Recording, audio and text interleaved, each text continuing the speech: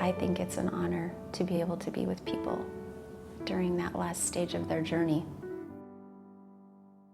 People think of hospice as we're helping people die, but I like to say we're helping them live until they die. We help people prepare for the next step. So I really describe hospice as help. I think that's what I love about the job most, is that when you arrive into someone's life that is coming to its close, there are no more masks. It's not about dying. This isn't about death. This is about the life that someone has left. For me and for the whole family, they've kind of brought us together, kind of bonded us. You felt comfortable with them. You knew they were there to help you.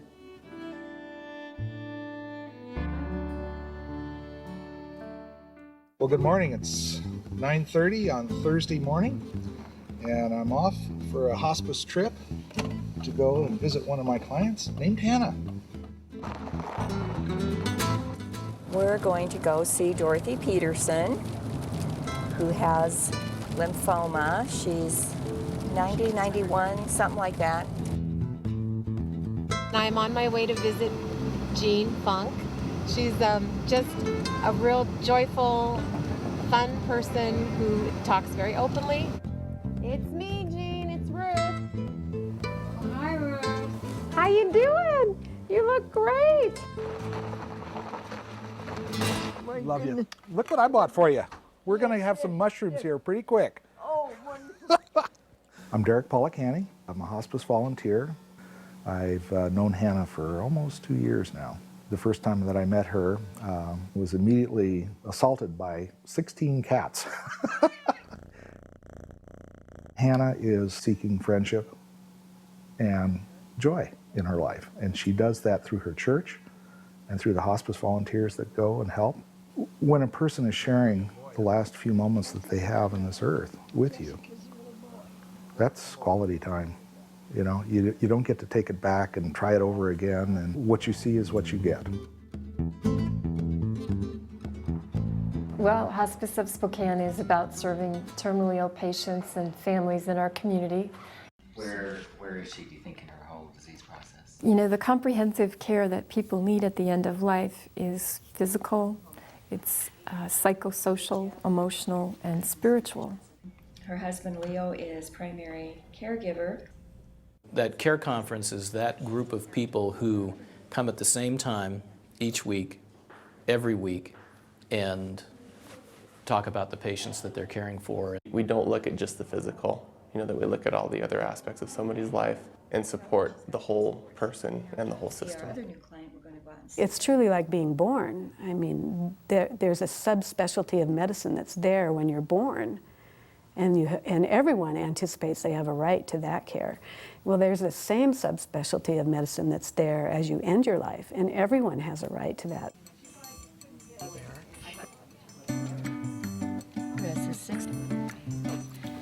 Aunt Jane and I have been working together as partners for a little over 7 years. I'm telling the story. Space. We'd like a little time away from each other. But overall, it's a successful marriage, I do believe.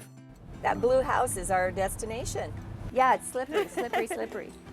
Hospice care, from a nursing standpoint, is about symptom management. And when you took the morphine, did it ease the breathing? Oh, yeah. I mean, it encompasses a lot of things, but we go in and take care of people's pain. They know that it's not all doom and gloom when the hospice team comes. It doesn't have to be. First, I like to just talk to them. So much comes out in conversation. That's a good thing, and we'll just keep Take their blood pressure and listen to their heart and listen to their lungs.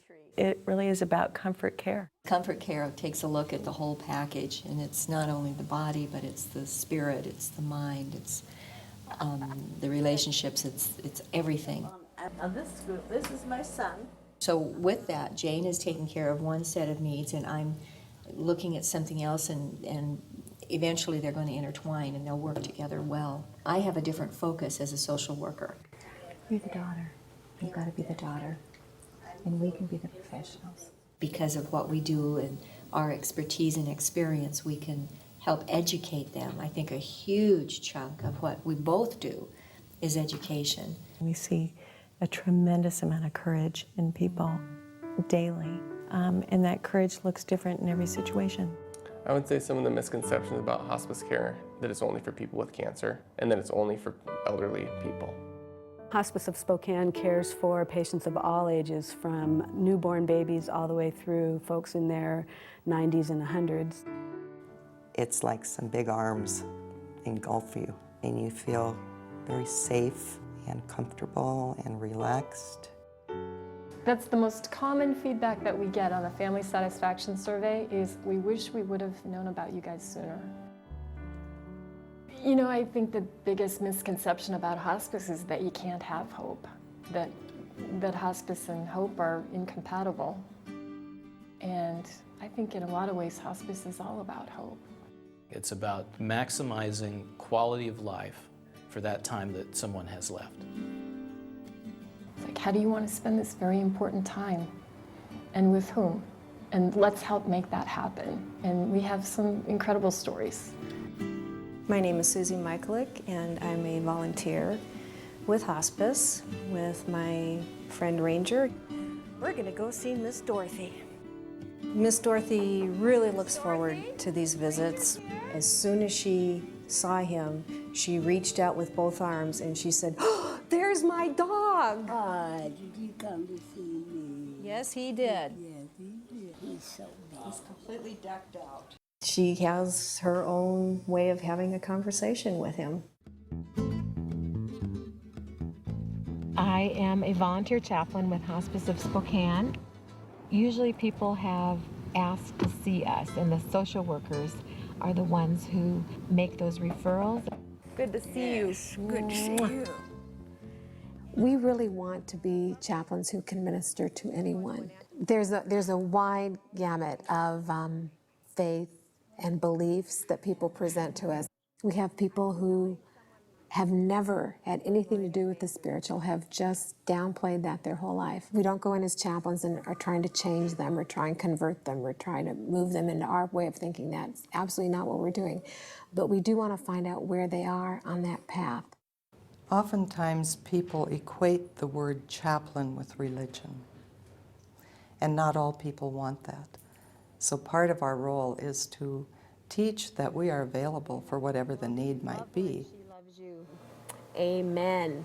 Amen. Yes. I want to welcome everybody to the group today. I'm Tanya Charlton, and I'm a bereavement counselor for Hospice of Spokane. Hospice services don't end with the death of the client. They need us even more at that point, the families, than they did before. I'm Bob. I lost my wife Dorothy. My name is Vernie, and I lost a good friend. In our society, we tend to want to make somebody not grieve or make them feel better. And this allows them a place where they can come and just be open and be themselves. My friend suffered for so many years. Grief is a real hard thing for people to talk about, and so what I try to do with the groups is to make it a comfortable place for them to be able to express their feelings. Anyone who has lost someone is welcome to come and attend a group, because grief is a universal human state. To be present to another person is to listen, to not have to fix anything, to not even have to say anything, but just to be with and to listen to that person's life story and to hold it. And sometimes that story has been told 1,000,000 times by the person. When we come along, we can be the new ears that listen and validate and help that person realize how valuable they've been. Hospice is just there for me when I make that phone call of I'm exasperated, I don't know what to do, who to turn to. It's a tough journey, and just knowing that there are people who have been on that journey can go with us and help us through the process. All I can say is they're just wonderful people. They've got a big heart.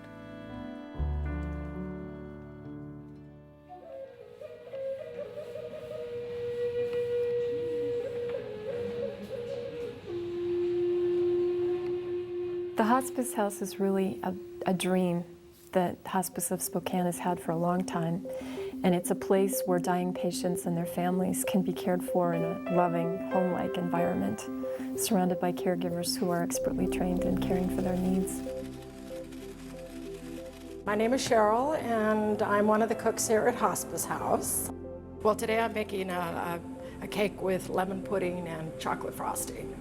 We had a client yesterday, and he said, "Do you have any more of that good cake from yesterday?" And I said, "No, it's all gone." And I said, "I'll make you one tomorrow." We've received such positive feedback from families of clients who have passed here. I'm Emily, and I like the hospice house because when my mom was here, I really felt welcome with my mom. I think my mom liked being here a lot because every time I would come and visit her, she would always be happy and she would always want to have a good time just spending the last days. So she would love to, just have me around and stuff like that. It's like a large family that takes care of you. They just kind of engulf you. From the hot soup to the baked goods every day it was wonderful. I don't have any complaints, nothing negative to ever say about hospice.